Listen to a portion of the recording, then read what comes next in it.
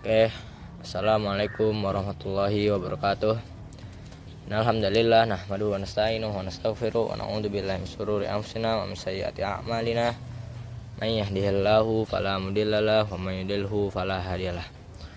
Asyhadu an la ilaha illallah, asyhadu anna Muhammadar Rasulullah, amma ba'd.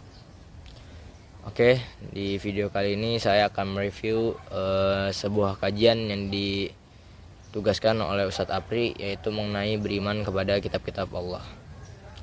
Oke, sebelum saya masuk ke penjelasannya, saya ingin memperkenalkan diri. Nama saya Ahmad Dafa Al-Fatah, saya dari kelas 10 TKJ B. Dan kita masuk saja langsung ke biografi Ustadz yang mengisi kajian tersebut. Kajian beriman kepada kitab-kitab Allah ini saya review dari Ustadz Buya Muhammad Elfi Syam LC-MA. Beliau lahir di Sumatera Barat, Indonesia, dan beliau sudah menempuh pendidikan di Universitas Islam Madinah. Dia sudah mengambil S1 dan S2 dengan jurusan ilmu syariah yang berkaitan dengan Al-Quran dan hadis. Dan mungkin saya akan menjelaskan materi-materinya dengan poin-poin yang agar mudah disampaikan. Untuk poin pertama, kita wajib meyakini bahwa semua kitab yang Allah turunkan itu sebagai petunjuk bagi umat manusia.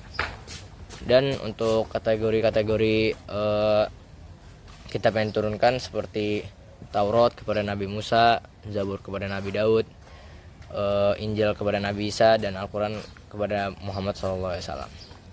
Dan semua para rasul ini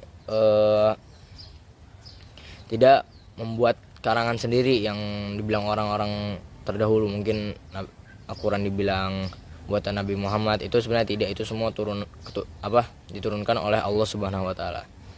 Dan semua kitab ini bukan makhluk. Semua adalah kalamullah. Dan untuk yang poin kedua adalah kita juga wajib membenarkan dan mengimani setiap kitab yang diturunkan oleh Allah Subhanahu wa taala. Yang ketiga, terkait Al-Quran, saya ingin membahas keutamaan dan keistimewaan Al-Quran.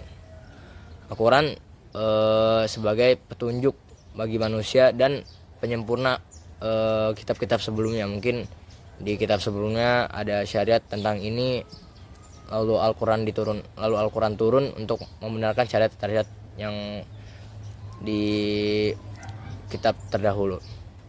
Dan kita wajib ridho terhadap hukum-hukum yang Allah berikan dan Allah turunkan kepada kitab-kitab. Kita juga wajib mengimaninya dan lain-lain lah. Dan Al-Quran sebagai penghapus hukum kitab sebelumnya. Seperti mungkin dulu sholatnya seperti ini dan sholat sekarang seperti itu. Dan Al-Quran juga spesial. Dia sebagai kitab yang dijaga oleh Allah. Mungkin kalian sudah lihat banyak informasi-informasi di media sosial bahwa kayak Injil sudah berubah segini, ini dirubah oleh ini, dan kalimat-kalimatnya sudah diubah lah.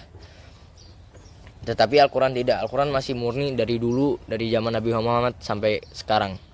Masih sempurna lah.